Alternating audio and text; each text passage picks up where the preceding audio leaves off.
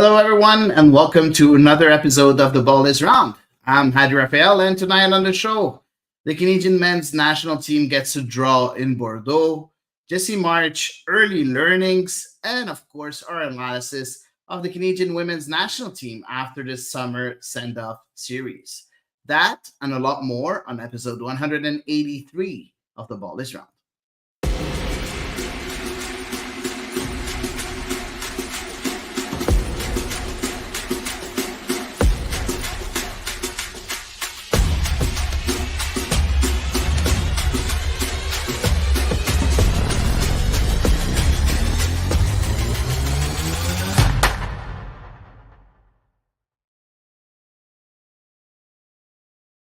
And I'm joined this evening by none other but Eve Powell. Hey, Eve, how are you today? I am doing all right on this mixed weather Sunday. How are you? I'm fine. I missed you guys last week. Unfortunately, I was Alas. completely exhausted after a whole day at the beach, at Oka Beach with my son. I was like dying and just, I think I slept around 7:45. To be honest, Oh, wow. I was completely drained and You're done. asleep before your Uh, son.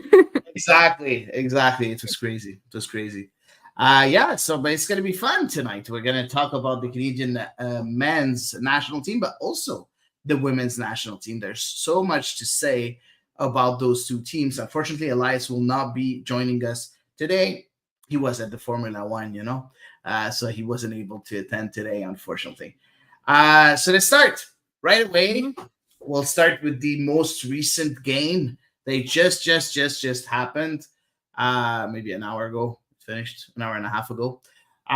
With the Canadian men's national team getting a draw, a 0-0 result in France, in Bordeaux, on their home turf.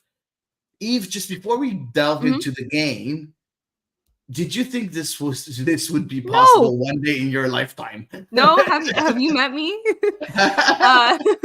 No, not at all. Especially after taking a 4-0 loss on Thursday against the Netherlands. I said, oh my gosh, Netherlands, they're an excellent team in their own right, of course. However, France has such a strong history even in recent years that I said, oh my gosh, this is going to be like one of those matches that goes down in history, but like in a bad way. So, oh no, I was not expecting this result whatsoever. I wouldn't have expected this result in 10 years. Yeah, same, man. You never thought that this would happen one day. We all remember. We all remember that France did play Canada at one point in the World Cup, but unfortunately, Canada weren't able to get anything out of that game. But this time, 0-0 on their home turf in Bordeaux in Matmut Stadium. Very, very, very good game from the Canadian men's national team. Let's talk about it right away. But first of all, let's talk about the starting 11 that Jesse Marsh, and yes, if you were, living under a rock, it is Jesse Marsh. That's the national team head coach right now of the Canadian men's national team. So let's start right away. In goal, Maxime Crépeau was back after Dane Sinclair got the nod on the first game against the Netherlands. On defense, it's a back four under Jesse March. So we had Asa Johnston on the right with Alfonso Davies playing as a left back, with Moise Bambito and Derek Cornelius as center backs. In the midfield, we have a double pivot with Ishmael Kone and Steven Eustachio. On the right, Tejan Buchanan. On the left, Liam Miller. And up front, the tandem, the duo of Kyle Larin and Jonathan David. Any surprises here, Eve? Jesse March, keeping faith in the starting 11 that started that game against the Netherlands. Were you surprised? I don't necessarily think I was surprised, say, in the context of like the match against the Netherlands. I was more surprised with the consistency in the lineup because this is a brand new coach, only his second ever match with this team.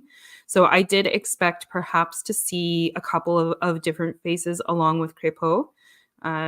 Just by virtue of the fact that Jesse Marsh hasn't really had a chance to watch all of these players in a match setting.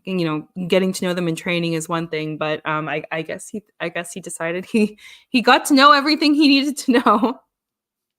Yeah, I also think if to be 100% honest, he Mhm. has a big tournament coming like Absolutely. very very soon. So he Yeah. didn't have time to really try a lot of things. No. So I think he just relied on everything that he watched on tape, because I'm pretty sure he watched so many games Mhm. before taking the job, and even when he took the job, in order to get acquainted with the roster, with the Canadian roster, and chose the one that made sense for him. And right Mhm. now, it's no time to use or to try anything new. Right now, it's time to solidify, whatever he thinks is the best 11, so that they come to that Copa America, with as much confidence as possible, playing against big teams. So I think that's the reason why we didn't see a lot of turnaround and all of rotation from one game to another. But that's my opinion, and that doesn't mean that it's Mhm. true. Fair. That's No, and that thought crossed my mind, like, what you mentioned, just the short turnaround between now and a competitive match. I really did think that kind of the lack of familiarity that he has with the squad might win out, but clearly not. exactly clearly not. So let's take a look first of all at the goalkeeper, because I think that's the one that really uh, uh, that we can compare from one game to another, because we had Dane Sinclair in the first game and Mhm. Maxime Crepeau in the second game. How did you think that Maxime Crepeau did today against France? I thought he was excellent. Truly, I thought he was a brick wall. Obviously, he was making important stops from the first minute of the match to quite literally the last. He navigated, I think, really well, playing against probably some of the best players he's ever played against in his life. Especially when Mbappe entered the match after the fact.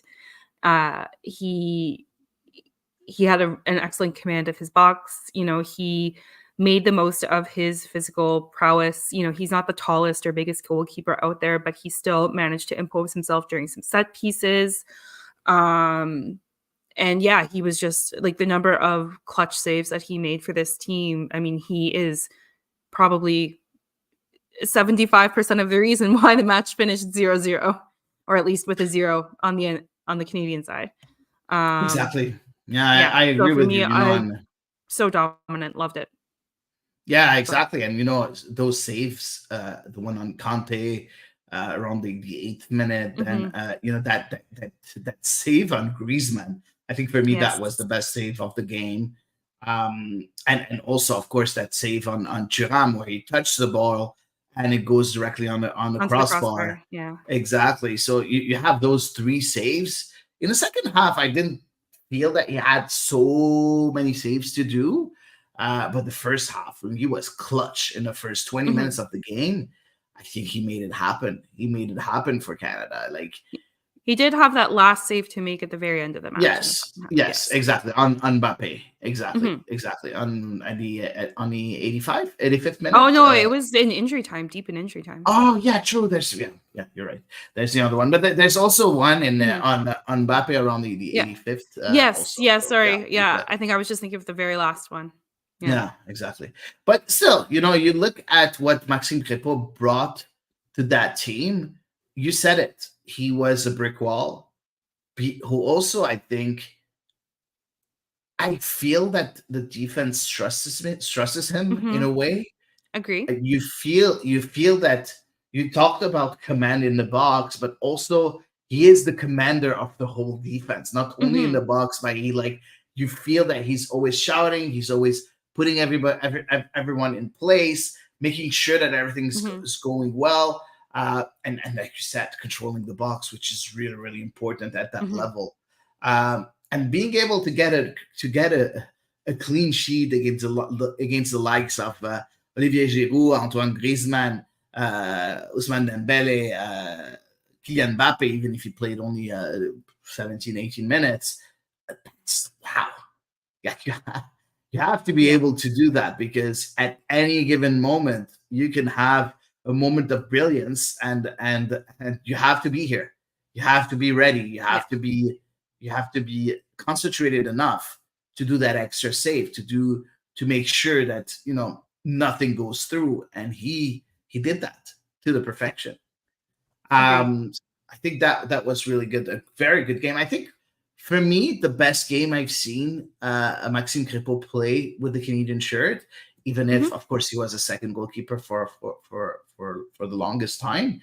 But I think this is a reference as a game for Maxime Crépeau Yeah. in a Definitely. I think he put to bed any potential debate that could have existed, as to who is going to be number 1 in the post-Bourrienne era. If anybody was still asking those questions, I feel like this match, you have to watch it and say, "How can you remove him?" and at the same time, Robbie says hi. Hey, Robbie, thanks Hi, for being here Robbie. as usual. Moving on with the defense, Alistair Johnson as a right back, Alfonso Davies as a left back, and Derek Cornelius and Moise Bombito as the two center backs. This is Jesse March. This is Jesse March's defense. We've never seen that defense under Morobiello No. or John Herdman. Even John Herdman and Morobiello were not selecting Derek Cornelius most of the time. Moise Mhm. Bombito got the nod a few times, yes, but was never a real starter. And of course, Alfonso Davies as a left back, we haven't seen that in a while, Yeah. or even never. He's always been a wing back or, up front. So, what did you think about that defense? Um, the way they played across the two Mhm. games, and how good were they against France? More specifically. Uh, obviously, definitely better against France. Certainly. I thought Moise Bombito in the first match, I think maybe he was a little bit shell-shocked of sorts, just by the match. Like it felt like he was kind of the most naive of the players out there. But in this match, I think for him, like he did have a lot more composure. He was still maybe playing it quite safe when it came to, say, passing back to the keeper instead of, trying perhaps a bolder move of like a pass forward. Um, and he's so early in his career professionally, whether it's with club or with country, that's understandable for me. Like I'm not losing sleep over that at all. I thought Derek Cornelius was excellent. Loved Derek Cornelius's game. I thought he was very much a modern center back. I thought he really set a great example for Moise Bombito to follow. He was so clean, whether it was with his passing or with his interventions. It was just for me, like it was hard to see him putting a place out of line. Um, he won 2 out of 3 of his duels, which you always like to see. He had a great passing accuracy, so even like the stats look to be quite good in his favor as well. So for those two, like I think Moise Bombito kind of built quite well on a shaky performance from the first match, and Derek Cornelius for me, like especially if Canada continues to play as a 4-4-2 or at least a 4 back, I really like him as a center back in this 4 back. Like I'm really sorry for Kamal Miller. No, I think we've always known here on the ball is wrong. We talked about it quite a few times here that Kamal Miller is great in a three-man center defense, and we said it Mhm. quite a few times as a left center back. But he's not the player that you want in a four-man defense. Like we've always Mhm. known that because he's not as reliable in a four-man defense. I think Yeah. he helps a lot in a three-man defense because he can go forward quite a lot. He can bring that extra man up front, which is really, really interesting. And he's fast, so he's able to catch up in case there's something or there's a ball in behind him. But in a four-man defense, that's not the attributes that you're looking No. for in a back four. But going back to the main question, those first of all, Alistair Johnson as a right back Mhm. is a must. Yeah. He is a must. Like I saw so many people, talking about Richie Larea. Sorry, I love Richie Larea. He's a great player, but Alistair Johnston is 10 times the player that he is as a right back. Very, very, very important that I say as a right Mhm. back. So I loved the two games of Alistair Mhm. Johnston, not only today against France, but also the game against the Netherlands, where unfortunately he had to go out injured. Mhm. Um, this guy has learned so much, I think, and has grown so much uh, since starting in Nashville, since coming from the Mhm. Super Draft. Going and playing with Wilfried Nancy, he learned a lot, and now in Celtic, you see the progression of a player of Alistair Johnston. We saw him week in week out here in Montreal, and now we see that extra level of Mhm. experience that he acquired directly in Celtic. So loved what he was able to Yep. bring. Yeah, I mean, You wanted to add something? he's sorry? I said you wanted to add something. I saw it on your A face. little bit, yeah. No, I was gonna say I agree with you wholeheartedly. He's grown by leaps and bounds since he made his move to Scotland. Also, he's come into this with, I'm sure, incredible confidence off of a great season with Celtic, winning 2 trophies with that team. And for me, like, he was so in the wars, like, he was just, like, physically, what you're gonna get with Alistair Johnson. Like, he will absolutely work his socks off, and he will just, lay everything out there, and that he's not leaving a single thing on the pitch. Um, or that he is leaving everything on the pitch. However that saying goes, is it's 110% from Alistair Johnson every single match without fail. Um, and I agree with you. I do quite like him as a right back. I could live with him as a right wing back if ever the formation does go to a formation involving that. But as a right back, especially knowing the competition that Canada is going to play, and I would anticipate that we'll talk about that after. Never mind. As a Yeah, right back, I expect we'll see a similar formation for the near future at least. And I do agree with you. His game has grown leaps and bounds. His timing, his sense of, when he can afford an overlapping run versus when he can't, covering the players. And it's just all the qualities that I think that we knew and loved to be when he was a Montreal player have just like magnified since he moved to Celtic. yeah, exactly. So for me and for you also, Eve, I think he's a Mhm. must in that four-man defense.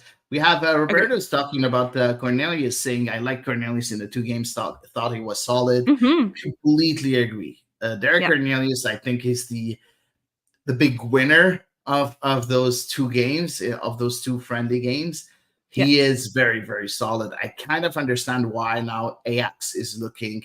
There was some rumors saying that he Mhm. could sign with Ajax Amsterdam in the summer window. So that could be very interesting for him for sure, but also for the Canadian men's national team. Having player playing at that level is very, very interesting too. And he's been so solid, like Yeah.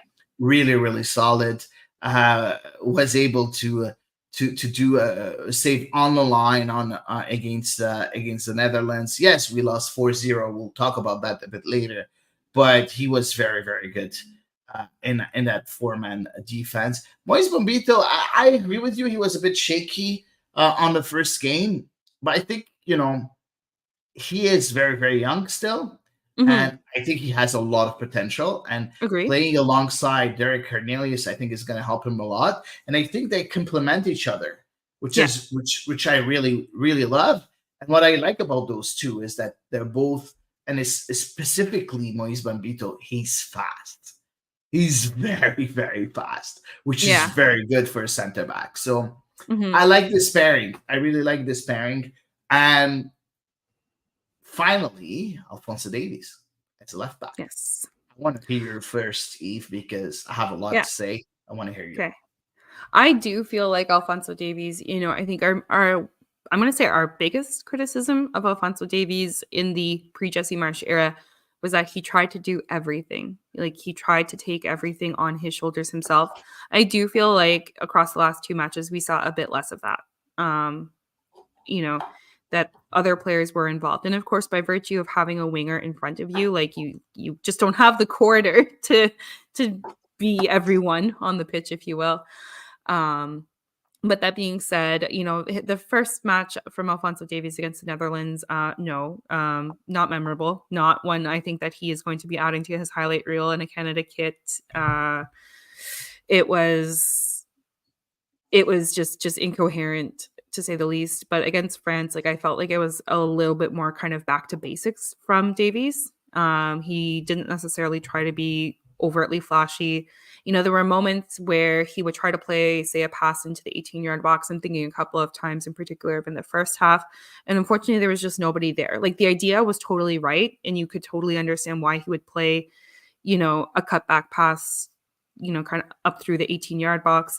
But unfortunately, there was just nobody there to receive it. So I thought he had a lot of good ideas on the pitch today, particularly in the attacking phase of play. But it just didn't, unfortunately, connect with the teammate. Yeah, I agree. I'm just gonna say it a bit maybe in simpler words. Sure. He is a left back. He wasn't Mhm. trying to do more than what a left back should do, and Mhm. that's exactly what we're expecting Alphonso Davies to do. He is a left back. He is one of the best left back in the world. He should stick to that position. Mhm. And I still remember, when the first time before it, when he signed from Vancouver to Bayern, um, I was shocked that he was going to play as a left back, and I wasn't convinced at all. No, obviously, I was proven wrong. Mhm. But right now, for me, this is his position, Mhm. and I don't understand why we want him to play elsewhere. This is where he thrives. This is where he's good. He's able to do everything that's needed to be done defensively and offensively. And even against the Netherlands, I thought that he had a good game. He didn't have a really bad game. We'll talk about the Netherlands a bit later, but look at the game. He tried quite a few times to just go forward and cross the ball, even in the air or Mhm. on the floor. Cut back passes, cut back crosses. He did that very very well. Unfortunately, nobody was here to Mhm. finish them off. But it happened at one point. He gave the ball to Liam Miller Yeah. on a cross, and Liam Miller skied it completely. That could have been, and Mhm. it was 0-0 at that point in the game against the Netherlands. So that could have been the first goal, and the whole scenario could have been completely different. So I think he is learning to do less, Yeah. which is very weird when you talk about a player. You always want the players to do more, to bring more and everything. But for Alphonso Davies, that's exactly what Jesse Marsh is trying to do. I feel is Agree. to help him do Just take it less. back, take it down a little. Yeah. Exactly. Trust your teammates. That's what you Mhm. need to do. Trust your teammates to be able to do what they're supposed to do. If you take too much space, you're taking the space from your teammates. So you're Mhm. not helping them at all. And you're not Mhm. helping anyone. And Yeah, go ahead. Sorry. no, I was just gonna say also as well, I have to wonder, because I thought it was, in kind of say the post World Cup era, it was quite rampant. Alfonso Davies overperforming, if you will. And I can't help but wonder if perhaps from a tactical standpoint as well, this is actually going to do him better as well. Maybe it's not only just trusting your teammates, but also trusting the tactics that you've been given to apply. Because John Herdman, he had some tactics, but they were here and there. Mauro Biello, he's a phenomenal assistant coach, but he's not a tactician. Jesse Marsh, we do know, can apply more complex tactics. We've seen it with his club teams to, varying degrees of success for sure. So a part of me does wonder if a little bit more tactical rigidity is also going to benefit Davies, because the the demands of his role are going to be a lot better defined than they were under his previous head coaches. Yeah, I completely agree. I completely Mhm. agree. And I read an interview of him asking where he was asked what did Jesse March told him when he was appointed, and Mhm. he said that I'm not gonna talk about everything because it's confidential and stuff. But the only thing Of that he course, yeah. said, that was really interesting is that uh, he's teaching him to be a leader. He's Mhm. teaching him to to maybe when he's the one trying to encourage his teammates to say more let's go boys. And Mhm. he said, Alfonso Davies, every time that I wanted to encourage my teammates, I was like, let's go boys. But now I have to say more. I have to be that leader in a dressing room. And that's, I think, very interesting. That's what he needs, Alfonso Davies. He needs Yep. to grow up in a way as a not as a player on the pitch, but also off the pitch. And that's what I think Jesse March is bringing to Alfonso Davies. So very, very interesting to see what's going to become of that back line, because it looks very, very promising after 2 games. Mhm. Let's talk about that double pivot. Steven Eustachio, Ishmael Kone. Uh, Honestly, it's nobody, I think, would have thought that Ishmael Kone could play that deep. Yeah. What did you think, Eve, of Kone and also Steven Eustachio?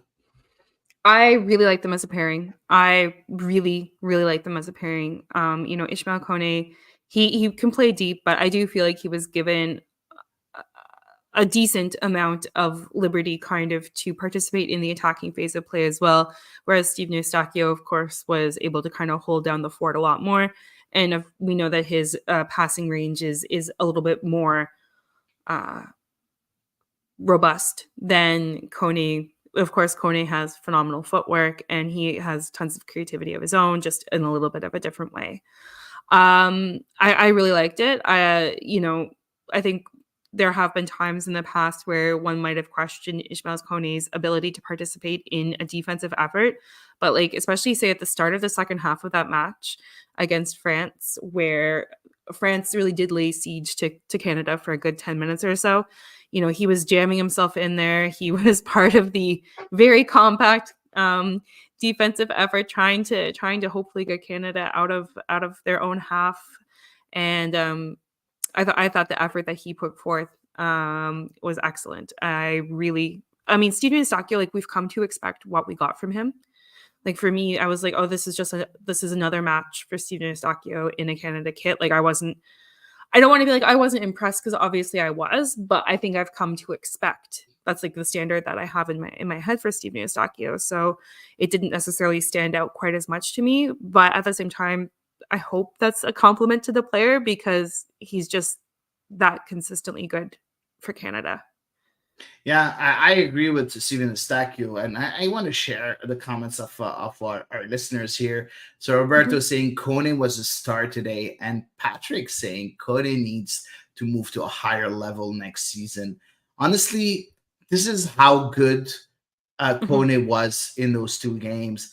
Um, Being able to carry the ball forward, to dribble some players sometimes, but also the defensive responsibilities that he had, he was able to fulfill them without any problems. This is something that's very, very interesting for the Canadian men's national team. We did say it here on the Ball is Round quite a few times that we need a number 6, and that's why we wanted to see Samuel Piet get the start, because Yeah. we didn't think that anybody else was able to do the defensive duties that he could Mhm. do. But you know what? Kone and Eustachio proved that together they can do both. They can be Yeah. very defensive in a 4-4-2, but also they can bring something going forward while still keeping their defensive duties and making sure that they're fulfilled. So I love that duo together. I Mhm. think right now it's a very, very good duo for Canada. I also think even if the cameo was a bit too short, but I feel that it's going to be good for Mathieu Chouanière also to learn from those two, because I think that in time he can get a few minutes here and there in Mhm. that kind of double pivot, because he is able to be very good defensively and offensively. So I think that's going to be good for him going forward, and I think that's the reason why so Jesse March call him up during Mhm. those 2 friendlies. So that's going to be very interesting for those two. Steven Eustachio was very, very good defensively. I would have liked to see a bit more with him on the ball. When I say on the ball, Mhm. I'm not expecting Stakia to dribble 3 players like Poirier No. does, but maybe some long balls, some through balls. We didn't Yeah. see enough of that. Of No. course, you're playing against France and the Netherlands, I was so gonna say the there's so much circumstances you of the can do. match. Yeah. There's so much you can do. But at one point, if we want to grow as a football nation, we're gonna have to be able to find those spaces against those very strong teams. This is something that other small teams are able to do even when they play against those strong teams. So it's time for Canada to really try to find that. If we want to talk about fine tuning going forward, this is the thing that I think we need to adjust and to fine tune. The two wingers we had on one point on the right wing, Tejan Buchanan, and on the left, Liam Millar. And I want to Mhm. hear you on those two because Liam Millar was Mhm. a big surprise for a lot Mhm. of people Yeah. on the left wing. And he had two very different games. The Mhm. first one against the Netherlands and today against France. Mhm. What did you think about their performances? Um, I a little bit hard to describe. I'm gonna talk about them individually because I think that's easier. Of course. I'll start with Tajon Buchanan though. For Tajon Buchanan, I feel like the lack of consistent minutes that he's gotten since he moved to Italy is showing. I feel like he's not in the same form as some of his teammates. Of course, those who are playing in Europe, their seasons have come to an end. But I felt like there was not as much confidence there with Tajon Buchanan. I felt like there wasn't necessarily that impetus, that willingness to take people on, to do an abundance of stepovers, to really kind of show all the technical tricks that he has in his back pocket. I felt almost like it was a more timid version of Tajon Buchanan than we Really? had. Yeah. Okay. I Yeah. liked what I saw. I think he I he did some nice things. Quite a few times. His crosses created half Mhm. chances in the box for Canada, Yeah. specifically in the first half. I liked what I saw from No, Tejan. I thought it I mean, he's been way better in a Canada jersey. Yeah, no, 100%. I'm not Okay. saying he had a stellar performance, Yeah. but I liked what I saw. Once again, we're playing against France, right? Yeah. We're not playing against the Saint Kitts and Nevis, right? So, No. but No, no, no. he wasn't bad either, right? No, no, he was no, I mean, nobody out there today was Yeah, outright bad. Um, to come away with a 0-0, just like it would be really against the number 2 team in the world, it would be really hard to say somebody had a terrible night. Um, but I don't know, it just felt like it just felt off he to a was degree off a from. bit. Yeah. Okay. Yeah. Yeah. As for Liam Miller, like there were moments where I felt he had that degree of brilliance, and then there were moments where I almost wondered if he just thought too much and kind of didn't allow his instinct to lead. Because a couple of the passes that he played could have been so interesting, but they were, just a hair too far forward or just a hair behind, say, Jonathan David, for example. Obviously, in today's match, he also put that shot off the crossbar, which was an excellent effort. I mean, like Wow. it's hard to fault someone for that, but that would have been massive, of course, had he scored that. But then I felt like there were points where he kind of disappeared for a while in the match. Like he just kind of faded into the background a little bit, but then he would all of a sudden reappear and be part of a meaningful buildup of attacking play. So I would say it was like a hot and cold performance for him. Yeah, I can see where you're coming from. I think he's getting used Yeah. to his role on that team. Don't forget that he's never been a starter for the No, Canadian national exactly. team. So I think he's learning that. But don't forget that he has also a very tricky role because he's the one that has to be the winger, yes, but sometimes he has to drop to Mhm. take Alfonso Davies' place when Alfonso goes forward. Mhm. And that's something that a lot of people can't see. I know you can, but a lot of people can't see. that's the reason why Liam Millar is on the pitch. He's able to play those two roles. He's able to play the left back role and also play the left winger role. And I think sometimes he gets a bit lost in, okay, what am I supposed to do now? Yeah, like And I think it's going to help going maybe. forward when he Yeah. gets more minutes. But I saw a very different performance from one game to another. You know, Yeah. against the Netherlands, it was tough. It was very Yeah. tough on him. But today, it was a lot better. It Yeah. was a lot better. After only 2 games, to see that improvement is very, very encouraging, in my opinion. And that shot, I'm sorry, this is what Liam Millar can do. We've seen it year after year in Bell and now in Preston. And he had another team too, and I forgot which team it was. He's always been able to get that starting role just because he's able to improve a lot. He's very intelligent. He's able to adapt himself very easily. And that's something that's very, very interesting for a player and also for a coach. And I think that Jesse Marsh is going to be able to help him grow. I'm pretty sure. He's going to help him a lot. So I love that from Liam Millar. And of course, our 2 strikers, Kyle Aaron, Jonathan David. When you look at it, and we saw Roberto say, we can score, it seems, 2 games, 0 goals against the Netherlands and France. Is it worrisome? I mean, it's hard because of the caliber of the opponent, right? Like, I mean, the defenses and the goalkeeping that they were up against was more than a cut above of what you get in CONCACAF, to put it kindly, or it's not kindly at all, actually. Like, I mean, especially knowing the matches that Canada has coming up, or at least the very next match that Canada has coming up, I'm like, I'm not sure where a goal is going to come from.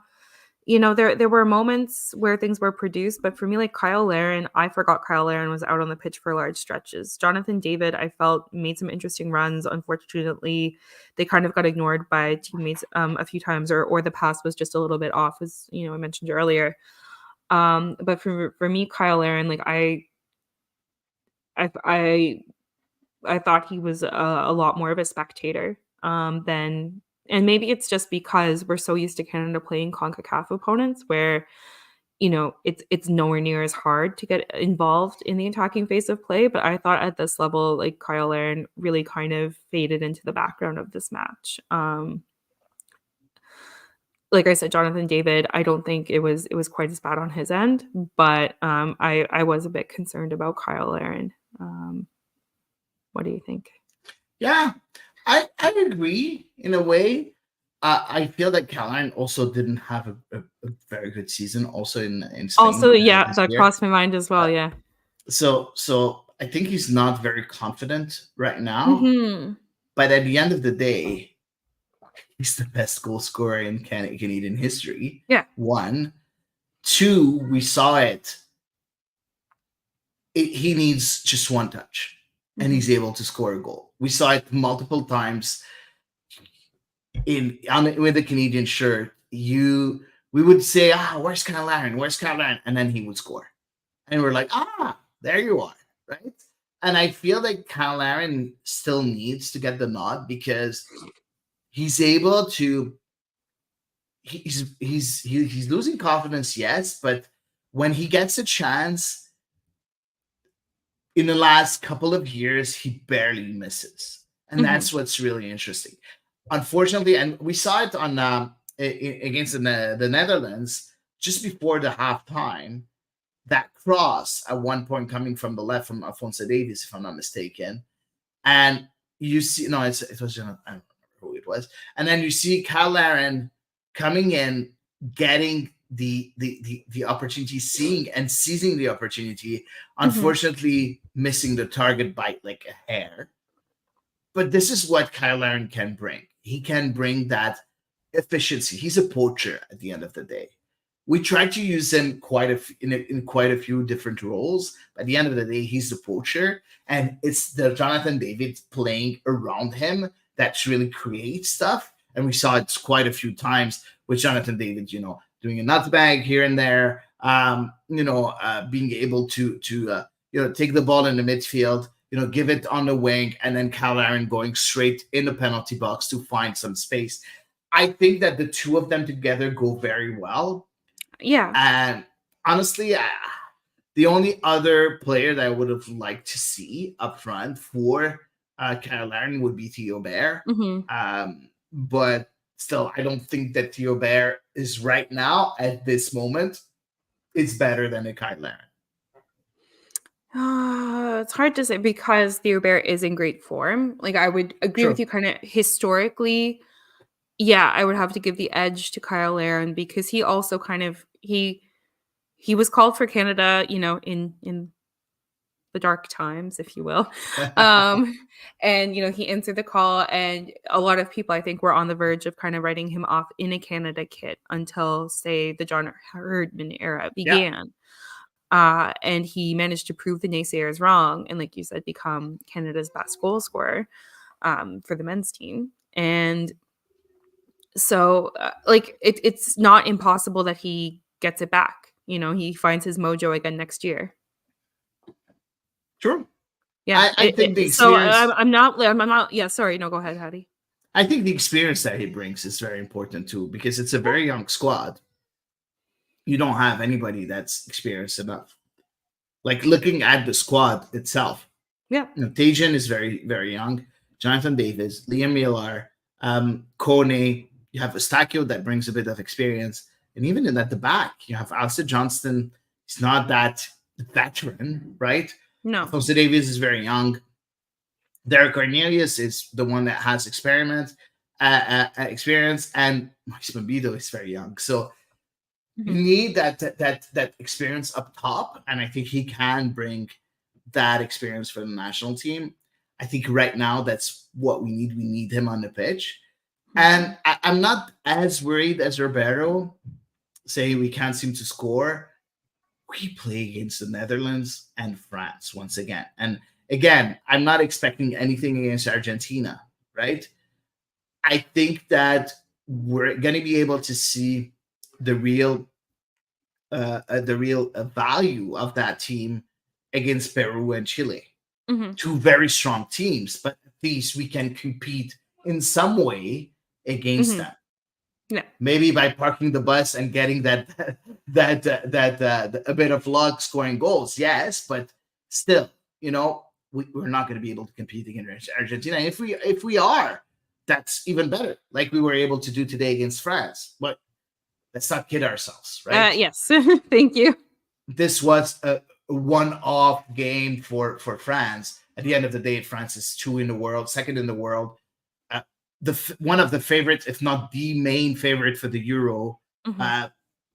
We're not at all able to compete with France when they're on their game. It's impossible, right? So interesting. I think game today, a 0-0 that we said, a draw for the Canadian men's national team. Let's talk about Jesse March.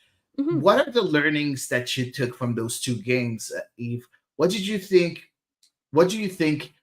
March did well, and what is he able to build on, and what did he didn't do very well, and that he should maybe adjust going forward?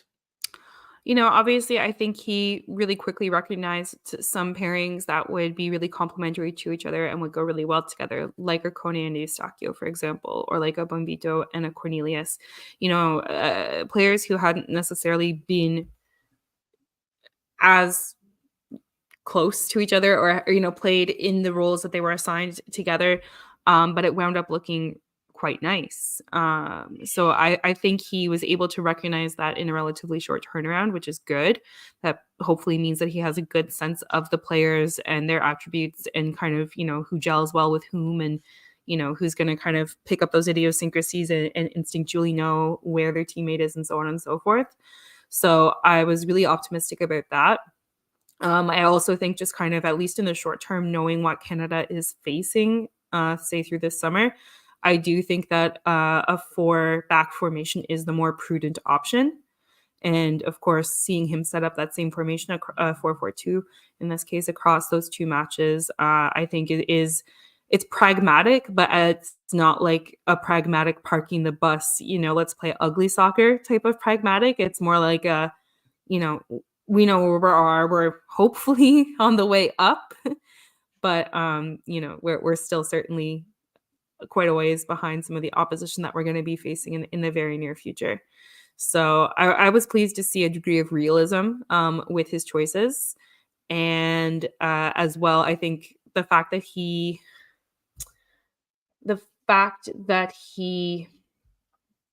was willing to kind of not just throw out everything that the previous regimes had done, like the Larin and David partnership, for example, even though it didn't really come off in these 2 matches. That was a partnership that got Canada to the World Cup. Of course, that was not the only thing, certainly, that got them there, but it was a massive part of what got them to the World Cup. So it was nice to see that he didn't just kind of dismiss everything that his predecessors had put into place with this national team. Yeah, I like that. I like the fact that you talked about the pairings. I think that's the most interesting thing that he brought. And again, I love the back four, but what I really love even more is the 4-4-2 for that team. With a 4-4-2, you're able to play your 4 best players, even 5 best players at their best positions. So you have Tajan Buchanan as the right winger, Alistair Johnston as a right back, Alfonso Davies as a left back, and Kyle Larin and Jonathan David together. For me, you're able to do that. Of course, Steven Eustáquio as a midfielder, but that's completely normal. He's always played there. He was never switched around or anything. I really like that. That's very interesting. And also, we don't have so many different kinds of midfielder to play in a 4-3-3 or to play a 3-5-2 or to play at a 3-6-1 or whatever it is you want to play with. Being able to play with Eustáquio and Kone in the midfield in a double pivot, I think that's the best formation for the midfield also. So the only thing that he needs to find right now is to be able to score goals. Maybe develop the partnership between Larin and David in a way, give them that bit of confidence. I think a goal will help a lot if they're able to score a goal, but that's the only thing that's missing. But everything makes sense. And we talked a lot about the Netherlands game, but when you think about it, Eve, we were able for 15 minutes to be on par with the Netherlands. And then, of course, there were mistakes, there were stuff that happened, and this is why that was the 4-0 that happened. But the scoreline was a bit too large for what I've seen on the game. The game, I think the Canadian national team was very close to opening the score. We talked about that chance of Liam Millar at one point, but we also talked about the chance of Kyle Larin. Those 2 big and huge chances in the first half that Canada wasn't able to turn and to count on, unfortunately, were unfortunately in a way a big problem going forward in the second half. But I liked what I saw from that national team with Jesse March. I think that we can see March really coming in and directly putting a stamp on that national team. Yeah, I think that's very interesting in a very short span and a very short period at the helm of the national team. That's very interesting. Now, I do think also that there's something that we didn't really talk about. Getting the first calf of Tani Oluwaseyi, I think, is very interesting in the second game and against France. He's been doing so well with Minnesota. I really wanted him because he was able to play with 2 or 3 national teams.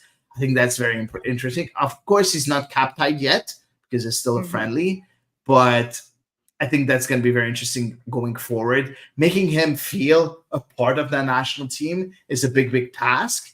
He's going to have to give him a bit of chances going forward so that he stays with the national team and gives us that extra option, and Mhm. at the same time giving a few, giving a few minutes for a player like Kyle Hebert against the Netherlands. I think that's not sorry, against France.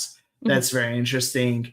Having players like Junior Hoylett coming back with the team, I think that's interesting too, with that veterans presence that you need. I talked about Mathieu Chouanière also. That's, I think, has a role to play in that national team. I really like what he did. Honestly, I'm impressed by Jesse March in those two games.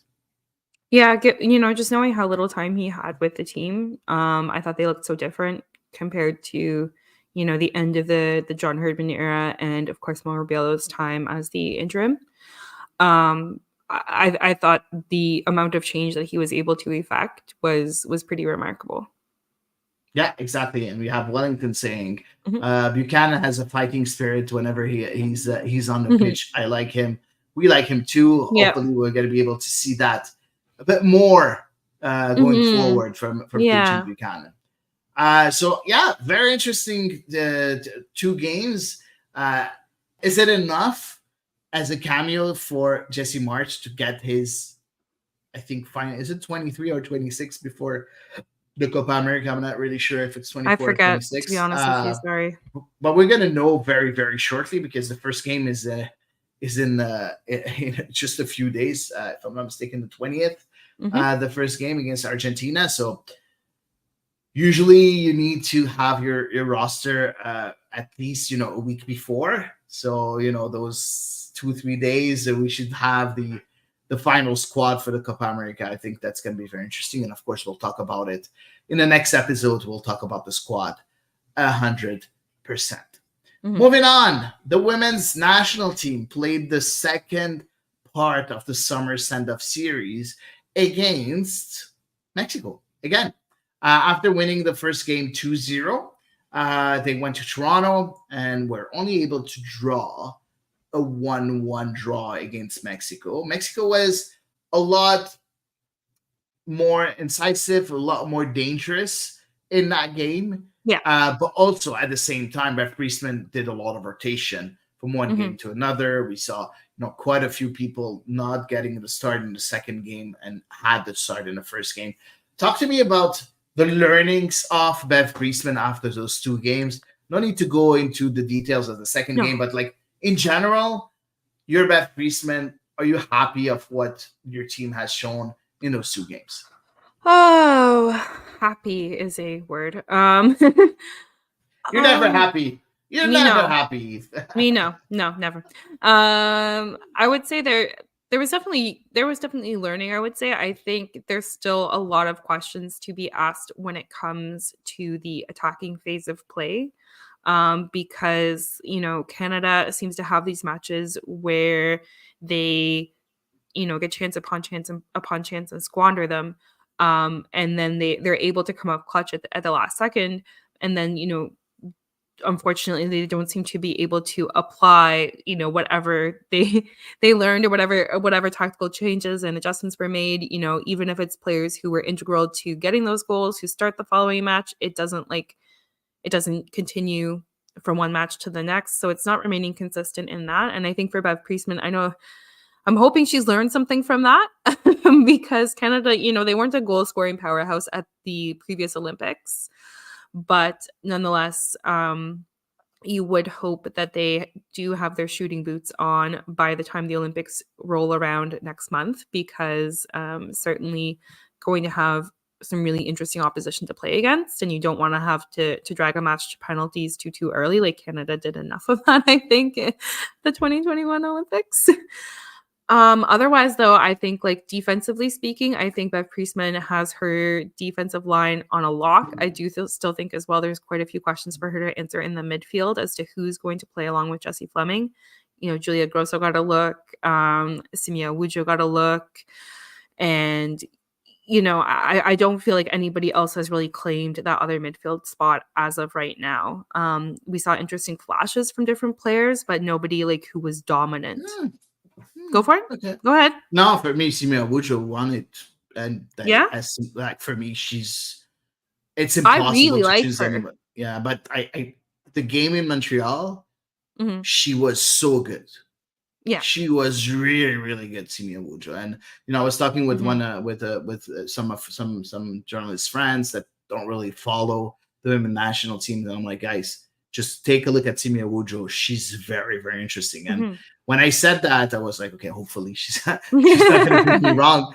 And she played a hell of a game. And both of them, two journalists, told me, you know what, she's really good. I see the potential. Yes, she's a bit raw sometimes, and she Mhm. does a few mistakes here and there, but the potential that she has is Yeah. so interesting. And I feel she won her place next to Jessie Fleming, in my opinion. I just worry a little bit. I think that Bev Priestman is going to err on the side of caution because she is so young and relatively inexperienced. I mean, that's what I worry a little bit about because it does seem like it's really hard for players to break into Bev Priestman's group of confidence. I agree. But you know what?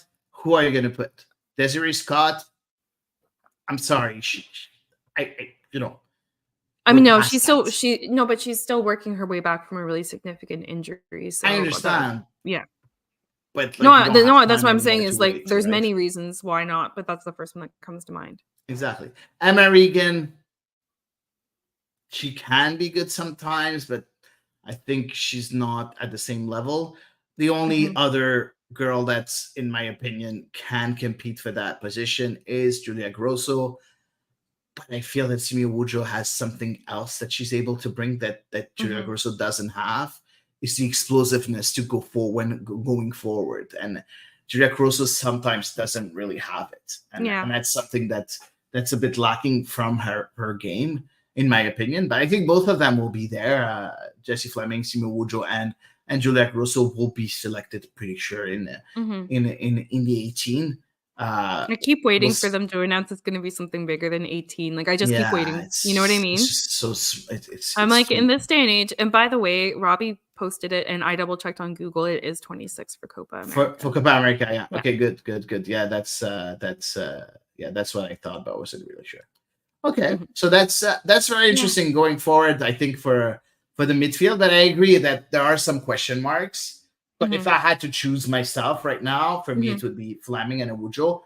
And just for people that are wondering, Quinn, unfortunately, they're not really fit to play for the Olympics. They don't really seem to be fit to play in the Olympics, so we'll see. Yeah. And what did you think about the wingbacks? Because also Uh, there's a lot of question marks there. yeah, there are. I mean, I mean, Ashley Lawrence, come on. Yeah, Is there a question for Ashley no, Lawrence? there's no question Okay, sorry. whatsoever. I was like, do we watch the same No, player? Okay. no, I'm like Yeah, on the no, left Ashley back, Lawrence on is the a left lot. wing back. Yeah, Ashley Lawrence is easy. Honestly, I didn't hate Jade Riviere at a left back. I honestly didn't. I thought she adjusted quite well. I think it is clear that she is more comfortable on the right hand side of the pitch. However, obviously needs must, and I think it is better for the team overall that you have Ashley Lawrence at her best spot because of the caliber of player that she is. I did think Jade Rose was better in the second match than in the first, playing at that position. But Jade Riviere. yeah, Jade Rivera, not Jade Yeah, Rose. sorry, I'm like, what? I know too many Jades. Sorry, Jade Riviere. She also, though, spent a fair bit of time injured with Manchester United Yeah, this season, and she didn't necessarily have a lot of consistent playing time. And I kind of feel like just getting as many minutes as she did in her legs in the first match, because I think she played about the first 60 minutes or so of the first match. It made a difference for her in the second match, and she looked better to me. I think there is always going to be a case, that being said, for Gabrielle Carl, just because she can play that position as well, and she is so versatile to play a few other positions. And if the squad stays as small as it currently is for the Olympics, then it's really hard not to look at Gabrielle Carl as being able to fill so many slots that this team could end up needing depending on injuries, that you have to wonder if, even if she isn't quite as technically refined as Jade Riviere, if she might get a shout. Yeah, I think both of them will be a part of the 18, Hmm. in my opinion. Jade Riviere and Gabriel Carl, but I prefer Gabriel Carl as left wing back. For me, there's no questions Yeah. about it. Okay. Yes, Jade Riviere is much more talented, but it shows that she's playing out of position. Hmm. It shows like it's too much. It's too obvious. And Gabrielle Carl is really, really at ease in that position, and I feel that she's getting more and more confident in that squad. I loved what she showed in Montreal already. Gabrielle Carl, when she came in, Hmm. she was the one. She came in wrong along with Evelyn Vian, and she made, we talked a lot about Evelyn Vian, with her 2 assists and everything in Hmm. Montreal, but Gabrielle Carl made a hell of an impact also when she came in, and I feel that she's the one that should get the first team start, in my opinion. But Beth Priestman thinks that Jade is better at that position. I don't fully agree. And then up front, you have the three up front. Usually, it's Adriana Leon seems like a lock up Hmm. front for Beth Priestman. Even if in the second game we saw Janine Becky, Chloe Lacasse, and Evelyn Vian. Uh, of course, Evelyn Vian not getting more than 45 minutes as usual because she doesn't deserve more, it seems. But Hmm. but Chloe Lacasse and Janine Becky, I feel that Becky is a lock Yeah. also, and I still don't understand why for Beth Priestman, Chloe Lacasse is not a lock. Sometimes she put her on a Hmm. bench. Yes, she can have a big impact coming in, but I think she's so interesting Yeah. whenever she plays that for me she should be a starter. It should Yeah. be Becky Lacasse-Vian, and it shouldn't be more than that. If not Becky, maybe Leon Lacasse-Vian. That's maybe the three players that should be up front. But I think we're gonna see Becky, Leon, and A mystery player. I'm not really sure who she'll Yeah. choose, but I know that she really likes to see Becky and Leon together. Hmm.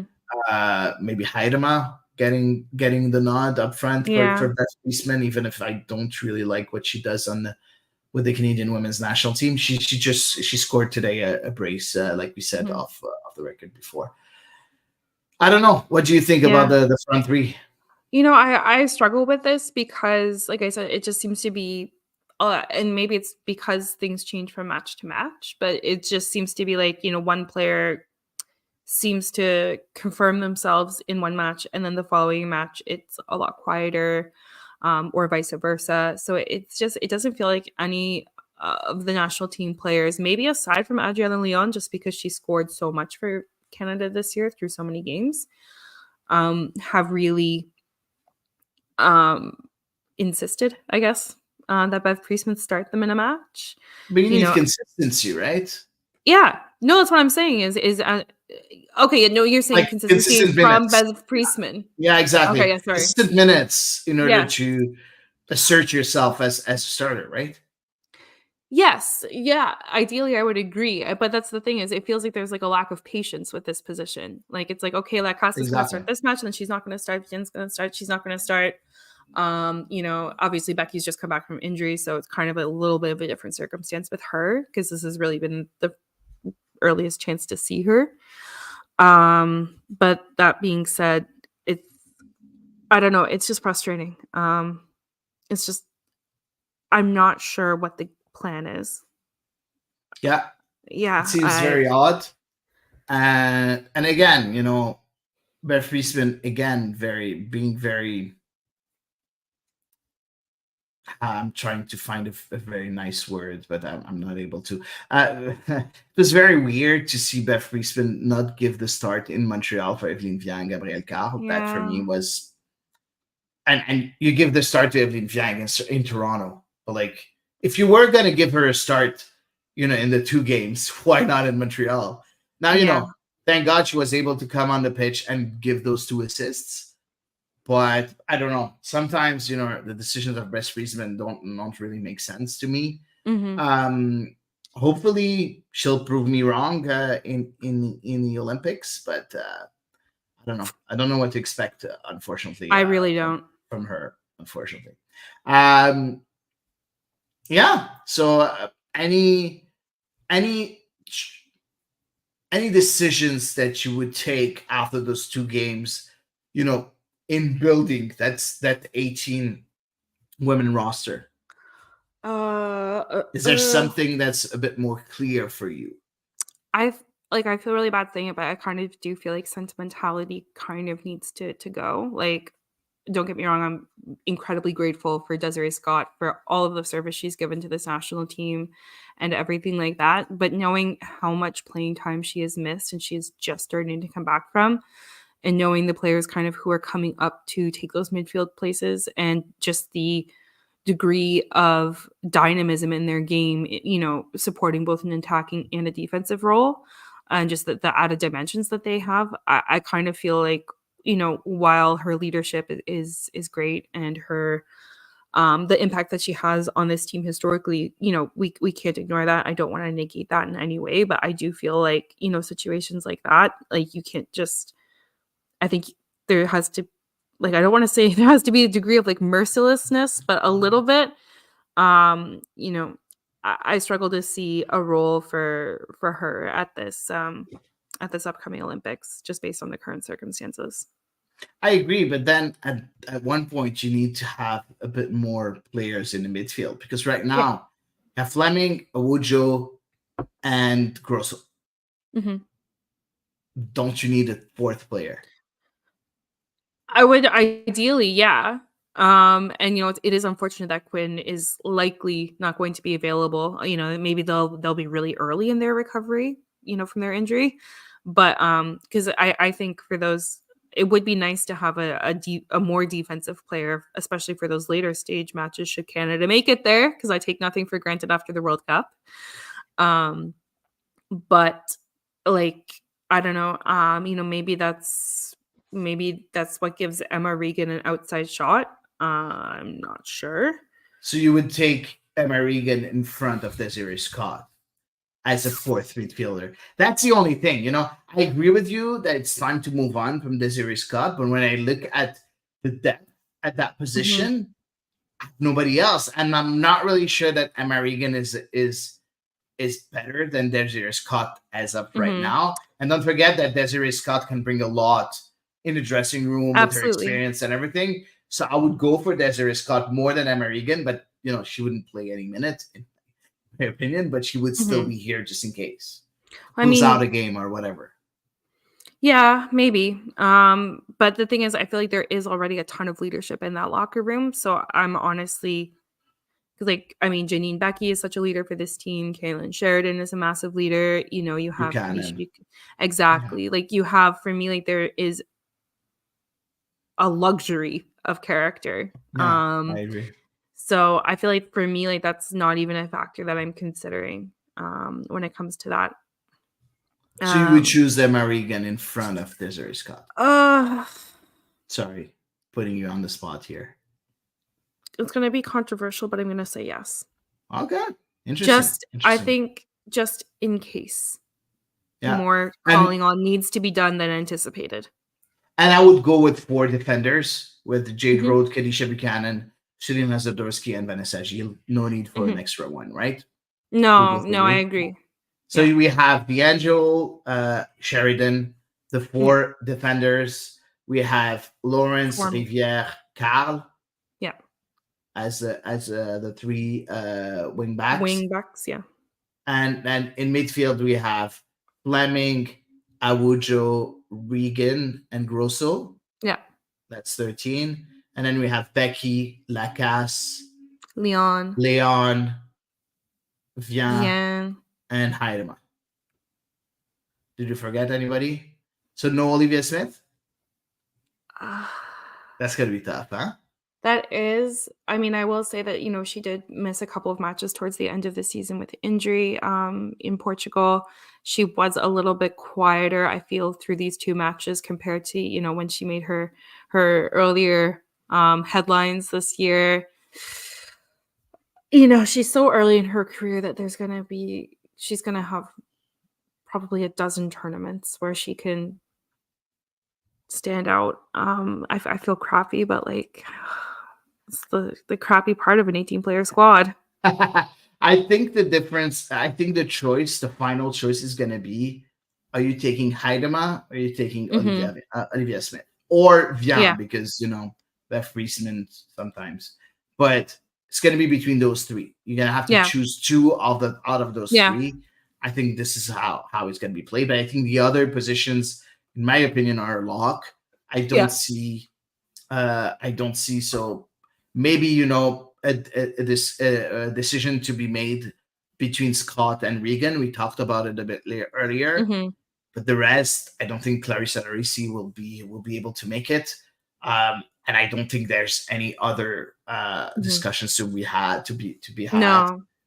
in other positions, in my opinion. No. No, not at all. Yeah. It's going to be very interesting, I think, Yeah. to going forward. We still have time. I think the first game is in July Yep. for the women's national team. Don't remember the date, but I think mid It's July, like, if I'm not yeah. mistaken. No, mid July, Yeah. yeah. So we still have time. We still have a full month and a week before the first game. Pretty sure we're gonna know the squad maybe 2-3 weeks ahead of time. So Mhm. we'll know in 2-3 weeks who's gonna Oh make my it to goodness. Paris. It's What? not until July 25th, Hattie. Oh, yeah, end of July then. So we'll know maybe beginning of July. We'll know the Yeah. squad. Or so we still have time. And Beth Frieston has a lot to think about. Mhm. So we'll see. So this is it for the women's national team. Let's go to social media. So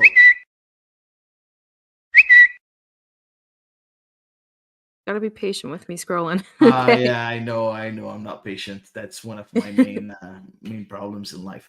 Let's start with the first tweet that we chose. It is from Eric Viking, a dear friend of the pod. Mhm. 1986, Canada, France, 1-0 for France, 2024, 0-0. We're going forward. The Canadian men's national team. Love it. He's right. I read that We with his, are, like, tone of voice. of course, you can. But do you feel that we are improving? Good question, Yeah. but we are, right? Yes, absolutely. Yes, yes, I do. I mean, it's very early to, make any strong pronouncements, I think, on the Jesse Marsh era. But I mean, like, especially because really in between 1986 and 2024, Canadian soccer went like on quite a roller coaster, So I would say since 1986, we had times where we were way worse. But in my lifetime, Canada, like the Canadian men's national team is realistically at the best place it's ever been. I agree. Let's go with the tweet number 3 before Okay. going with the number 2, because it's a nice segue. A few years ago, a match against Honduras was the highlight of the men's national team. In the space of 11 days, we played against France today. We are going to play against Argentina, the first two teams in the FIFA rankings. Mhm. There you see the improvement, Yes. right? Yes. Because even you said, Canadian soccer went like this, Yep. but I think they never went that high. We No. participated in our second World Cup in Qatar. Mhm. The first one being in '86. Mhm. It's the second one. Yes, of course, we weren't able to gain a point. We scored a goal, which was better than '86. So again, a small Mhm. improvement. And right now, being able to get friendlies against such high caliber team already is a big win. Yeah. And again, getting into Copa America, having players in those top clubs, these are the things that we've never seen from the Canadian men's national team. Because even in '86, our best players were playing maybe in mid-table clubs in maybe Yeah. England and maybe Bundesliga, Mhm. never in the top clubs. So No. we are going forward now. Hopefully, we have now a good head coach tactically that is going Mhm. to be able to do something with the players that we have, with the talent pool that we have. So hopefully, we'll see that going forward. Indeed. We can go for Okay. the number Second 2. one? Okay. Yeah, It's like I exactly. need to be Sorry. told now. Okay. And that's Jamie Neubauer. Sorry if I'm not able to pronounce your name properly. In March, I trust trying to start a new hashtag. Okay. I know, Eve, you're not gonna like that because it's way Fine. too early. Yep. But still, Yeah, I'm wait. I'm like, hold your horses. I don't know. Glad we're shopping some ideas, I guess. Should things continue on a positive trajectory, it never hurts to plan. How's that? Can I say that? yeah, that's good. That's good. Never There hurts we to go. plan. I love that. Love that. No, but honestly, I feel that again. I feel that's he has ideas Yeah. tactically, Yeah. and that's for me is a step forward because yes, John Herdman did install had a few ideas tactically, but it was very. I don't think it was developed enough. Mhm. So hopefully we'll see better things going forward from Jesse March in Yeah. on the tactical aspect of things. Yeah. We can All go right. with number It's 4. And that's Mathias van Hals that we've seen a few times here on the Ball this round Mhm. as a guest. Kone and Kamavinga did not leave each other throughout the evening. Impressive are the efforts of the former CF Montreal player who multiplied those efforts throughout the evening and is always on track or Yeah. on it's always Like kind of doing the right thing. doing the right thing. Thank you. Yeah. It's crazy what we saw from Ishmael Kone. It's Honestly, very exciting. it's more than exciting. For me, it's like unbelievable. It's just not normal how much this player has grown. No. Like, No, was it I've never I don't seen that. I mean, I think I think it's a product of a lot of things. I think it's a product of hard work on Ishmael Kone's part. Like I really Of don't think course. but he's also kind of made a lot of logical stepping stones with his career. I think he made different moves at the right times for him. And so he didn't hamper his development by, trying to make too astronomical of a leap in his career so that he was still getting so many regular minutes with, the championship is like a dogfight of a league. Yeah, it So is. for him to continue getting regular playing time with Watford and everything like that, and not having to go, get sent out on loan to, I don't know, an outer corner of Serbia or somewhere. Um, so I just feel like it's kind of like the fruit of a well planned career and hard work on the player's part. So for me, I think it's great. I think this is, I hope, an example for so many young players here in Quebec of what you can do. I agree, but for me, there's even more than that because look at the player like Liam Miller. Mhm. Okay, he did do the right steps. Like he went as a youth player, he went for Liverpool for Fulham at first, and then signed for Liverpool as Mhm. a youth player too. And then when he saw he was not going to get minutes from Liverpool at Liverpool, Mhm. he went to the Scottish Premier League Mhm. in Kilmarnock. He went to also the Championship, or I think they were playing Charlton. I think was playing not in the Championship; they were playing in League One, if I'm not Yeah, mistaken. I believe you're And right. then he went to Basel in Mhm. Switzerland, which is a big club in Switzerland. So he got that, and now he's loaned to Preston North End again in Championship. Mhm. So again, that's someone that did the right steps too, Mhm. but weren't able to flourish as much as Ishmael Kone. Ishmael Kone 2 years ago, he was playing with CS Saint Laurent. I know. It's Well, crazy. This guy is now on the transfer rumors side of things. He's a lot of big teams of Serie A, of Premier League are looking at him. Our yeah. Saint Laurent player is being looked at by Mhm. big clubs. Yeah. It's It's unbelievable. wonderful. Unbelievable. Wonderful. So impossible is nothing. right? Exactly. So yeah, love it. Love it. Next, and that's from one of our listeners, and he's Impact Zone. And he says, as far as playing time and experience, loan of Robert Torkelson to Kongsvinger has been a successful one for both CF Montreal and Robert compared to last year. For a kid of 22-year-old, your progression can quickly stagnate without proper playing time. As he's been doing very well in the Iceland. Is it Iceland or Norway? Norway, I think. League, which I Uh, don't remember which league it is, but he's been doing very well with his new club, Robert Torkelson, yeah. which is I think interesting. But do you agree with Andy that says that maybe the lack of playing time that's maybe made Robert Torkelson not really improve in Montreal? Because when you look at it, he's playing in Norway's second Mhm. division right now. Yeah. It's Mhm. not the same level as MLS, right? No. No. I mean, I'd say it's one of my favorite things, a little of column A, a little of column B, because, you know, you can only do so much in a training scenario, right? At the end of the day, where you're truly going to improve is on the pitch in a competitive environment. And so while definitely the level is different, I think the benefit of consistent minutes can't be ignored. So I am going to lean, I think, on Andy's side with this one. Yeah, interesting. I don't think it's would have made a difference.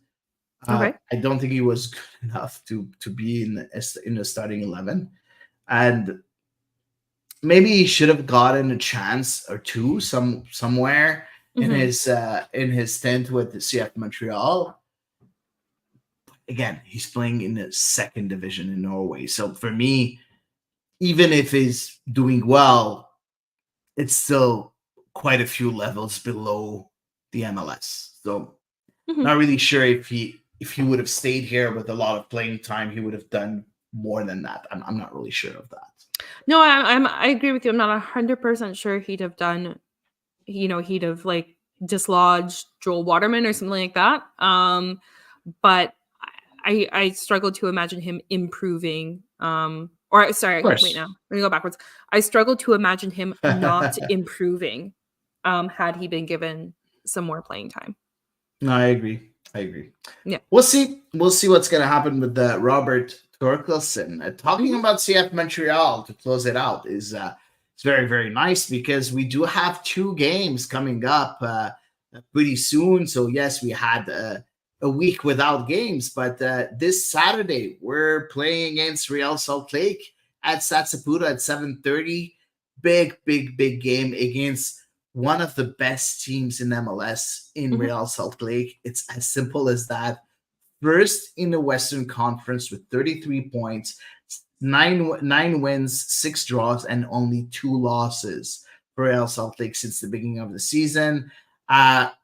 Very impressive team with Hmm. I think Arango being a very good striker for them. So don't forget to go and to go to Stade Saputo and get a ticket. A lot of people sometimes resell their tickets, season ticket holders. So pretty sure you can find some good deals there. So that's going to be interesting. And the game right after is at home against New York Red Bulls on the Wednesday, the following Wednesday. So that's it. I think for tonight, Eve, we're going to tell you happy vacation. Thank you. Have fun. So Eve will be going on vacation for the next 3 weeks, so you won't Yeah. see her here on the ball this round. So we'll see you in 3 weeks Thank here you. on the episode again. Thanks a lot for everybody to tune in and to listen to us and to encourage us. Don't forget, guys, this product is always going to be free. I always say it. But if you just want to encourage us, if you want us to grow a bit more, if you want to thank us in a way, or you want to be nice to us, feel free to join our Patreon page and become one of our Patreons. And this is it, I think, for tonight. We'll see you next week for another episode of The Ball Is Wrong.